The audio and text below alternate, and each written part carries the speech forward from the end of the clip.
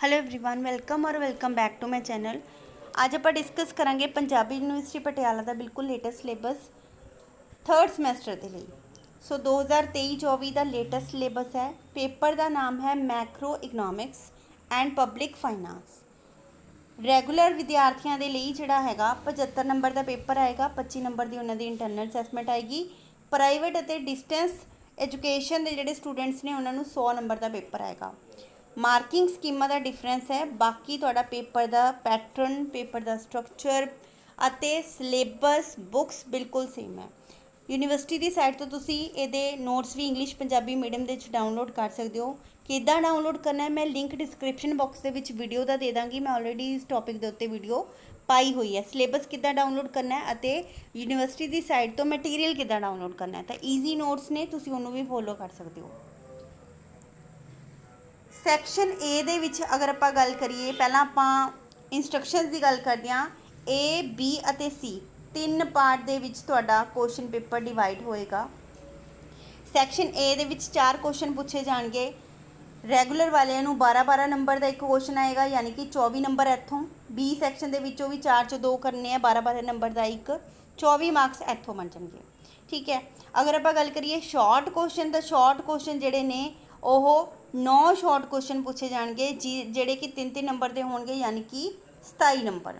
ठीक है। तो ऐदा तुहाडे 75 नंबर कंप्लीट होंगे।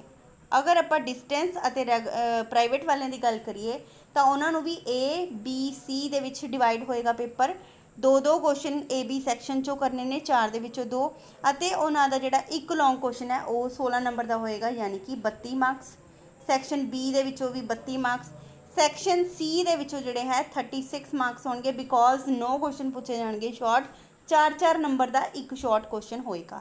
36 नंबर इतों, तो इट मीन 100 मार्क्स का जोड़ा है तुहाडा क्वेश्चन पेपर सैट किया जाएगा। किहड़े-किहड़े टॉपिक्स इंक्लूडिड ने? Distinction between micro and macro economics, इन्हां दोनों का डिफरेंस माइक्रो तो मैक्रो का।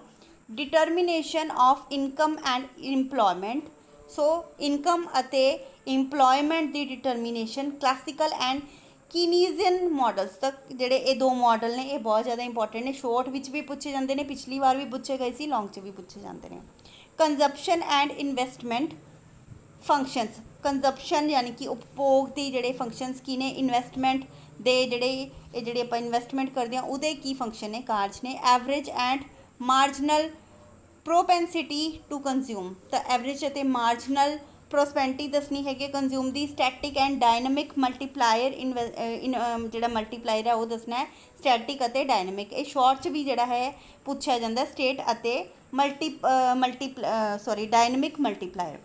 इन्वेस्टमेंट की होंगी है, इन्वेस्टमेंट दी टाइप्स की होंगी ने, investment demand and schedule and factors affecting investment decision. ये बहुत ही ज़्यादा इंपॉर्टेंट टॉपिक है।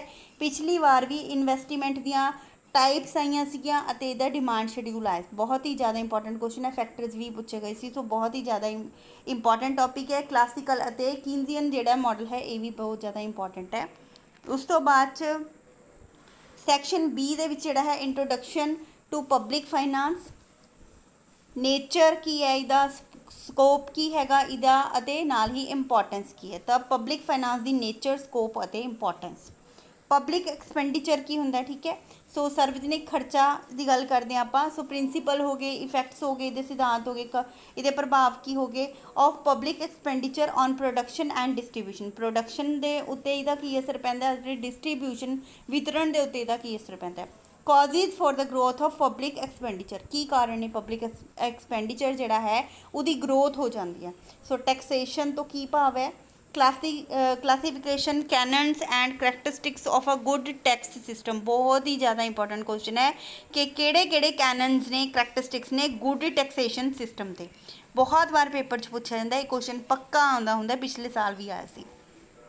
Incident and impact of taxation, incident अते इंपैक्ट लिखना है टैक्सेशन का। Demand and supply theory and modern theory, बहुत ही ज़्यादा इंपॉर्टेंट है। पब्लिक डैट की होंदा है, सार्वजनिक कर्जे तो तुहाडा की भाव है।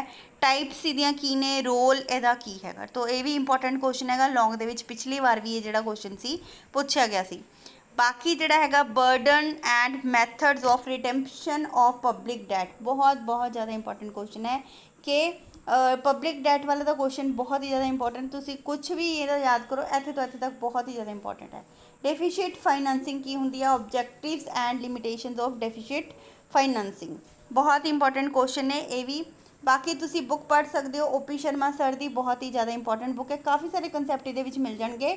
ਮੈਕਰੋ ਇਕਨੋਮਿਕਸ ਇਹਦਾ ਬੁੱਕ ਦਾ ਨਾਮ ਹੈ, ਪੰਜਾਬੀ ਮੀਡੀਅਮ ਵਾਲੇ ਬੱਚਿਆਂ ਦੇ ਲਈ।